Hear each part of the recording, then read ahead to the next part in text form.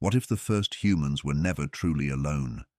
Not because other people lived nearby, not because dangerous animals surrounded them, but because, according to some of the world's oldest religious texts, humanity entered a world that was already inhabited by other intelligent beings. Long before modern science began searching for life beyond Earth, ancient civilizations described a universe filled with angels, heavenly councils, divine messengers, and spiritual beings existing alongside humanity. The Bible hints at them. The Book of Enoch expands their story. Mesopotamian myths speak of divine assemblies.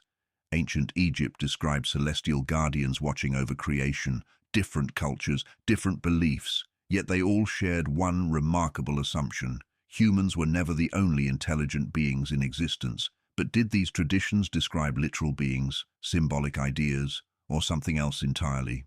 To answer that question, we have to begin with one of the oldest verses in the Bible. Before humanity appears, heaven is already populated. Open the first chapter of Genesis, and one detail becomes immediately clear. The universe already exists before Adam is created.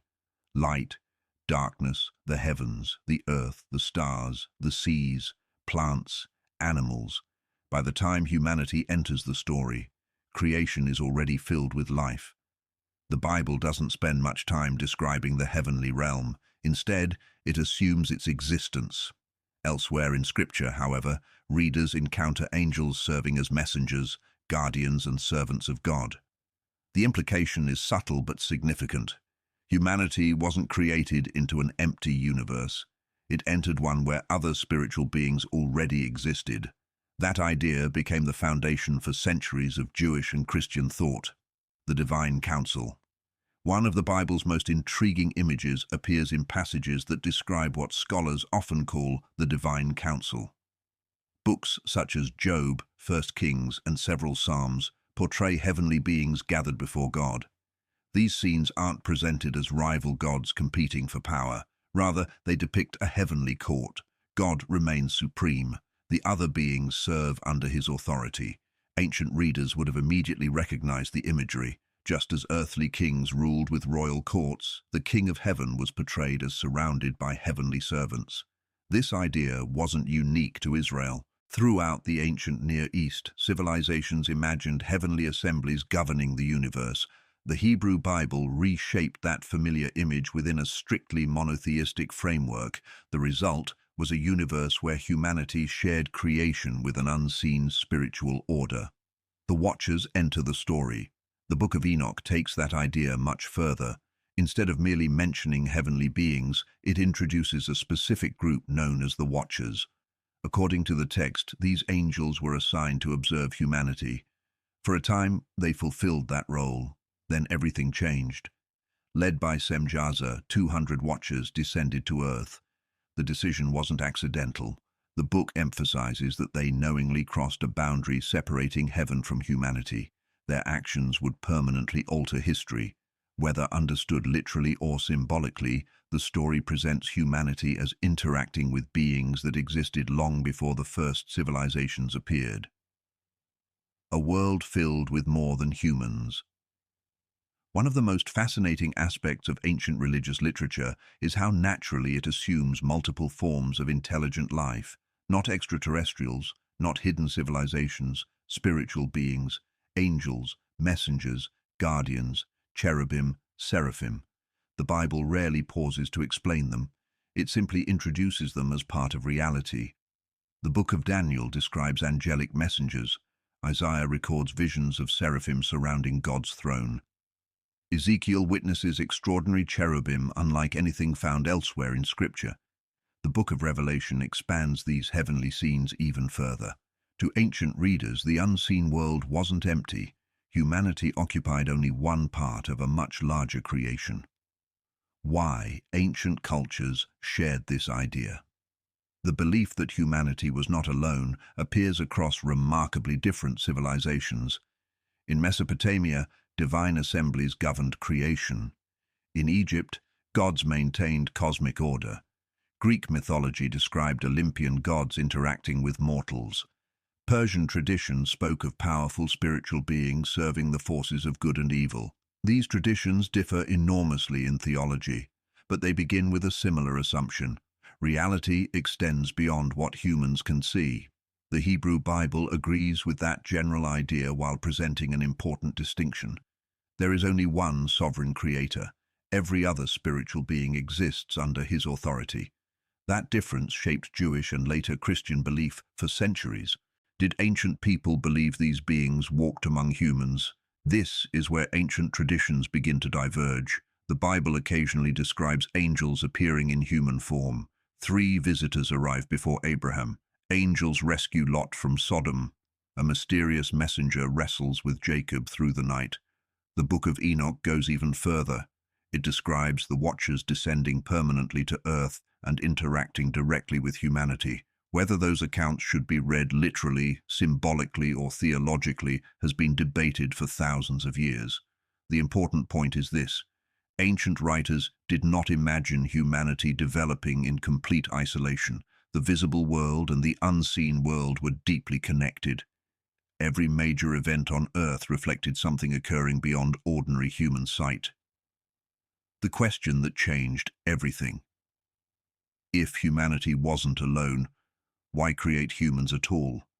Ancient religious texts answer that question in different ways. Genesis describes humanity as bearing the image of God and serving as caretakers of creation. The Book of Enoch focuses on humanity's moral responsibility after receiving forbidden knowledge. Mesopotamian myths describe humans maintaining order through work and worship. Different traditions reached different conclusions, yet they all agreed on something remarkable. Humanity occupied a unique position, neither fully earthly nor fully heavenly, standing between the physical world and the unseen one. That belief would shape theology, philosophy, and religious thought for thousands of years. Why the idea still fascinates people today. Modern audiences often interpret ancient stories through a very different lens. Some suggest the angels described in ancient texts were actually extraterrestrials. Others believe the Watchers represent visitors from advanced civilizations. Still others argue these accounts preserve memories of forgotten historical events. These theories have become popular through documentaries, books, and online discussions. However, the ancient texts themselves describe these beings within a religious framework. The Bible calls them angels. The Book of Enoch describes the Watchers as heavenly beings. Mesopotamian literature speaks of gods and divine assemblies. None of these texts use concepts that resemble modern science fiction. Their focus is spiritual rather than technological. Understanding that distinction helps separate the original sources from later interpretations built around them. Archaeology and the unseen world. Unlike cities, temples, or clay tablets, spiritual beings leave no archaeological remains. Archaeology can uncover ancient manuscripts, it can reveal temples where people worshipped, it can show what civilizations believed, but it cannot confirm or deny the existence of angels. That's because archaeology studies physical evidence. Theology explores questions beyond the material world. For historians, this distinction is essential. The existence of ancient texts proves that these beliefs were real to the people who recorded them. It does not, by itself, establish the literal existence of the beings they describe. Recognizing that boundary allows both history and faith to be studied with intellectual honesty. The Dead Sea Scrolls changed our understanding. One of the most important discoveries of the 20th century came from caves overlooking the Dead Sea.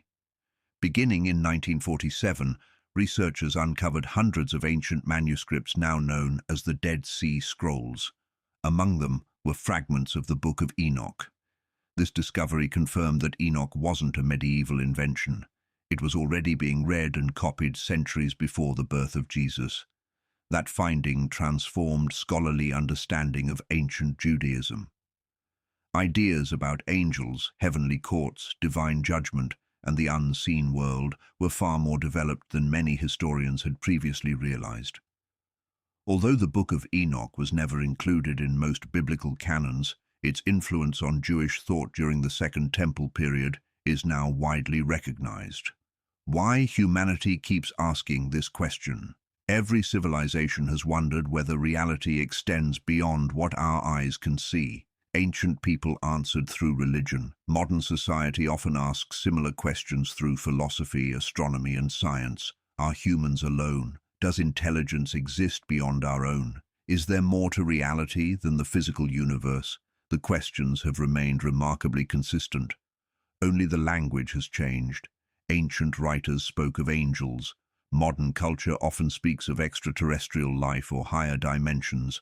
Both reflect the same human curiosity, the desire to understand whether humanity occupies the whole stage or only one small part of a much larger reality. The unique place of humanity. One theme appears repeatedly throughout biblical literature. Although humans share creation with spiritual beings, they are given a unique purpose. Genesis describes humanity as being created in the image of God. Psalm 8 marvels that humans are made a little lower than the heavenly beings, yet entrusted with responsibility over creation. The emphasis isn't on competition between humanity and angels, it's on responsibility. Humans occupy a distinctive role unlike any other part of creation. Ancient writers consistently return to that idea. The unseen world exists, but humanity still carries its own unique calling within it. Were the first humans alone? According to many ancient religious texts, no. The Bible, the Book of Enoch, and other writings from the ancient Near East all describe a universe already inhabited by spiritual beings before humanity appeared. These traditions differ in important ways, but they share one remarkable belief. Human history has always unfolded within a reality larger than the visible world. Whether one understands those beings as literal angels, symbolic figures, or theological concepts depends on personal belief. History cannot settle that question. What it can show is that for thousands of years, civilizations across the ancient world believed humanity was part of a far greater story than the one visible on Earth alone. Perhaps that's why these texts continue capturing people's imagination, not because they prove humans were never alone, but because they remind us that every generation eventually asks the same timeless question. Is the world we can see truly all that exists?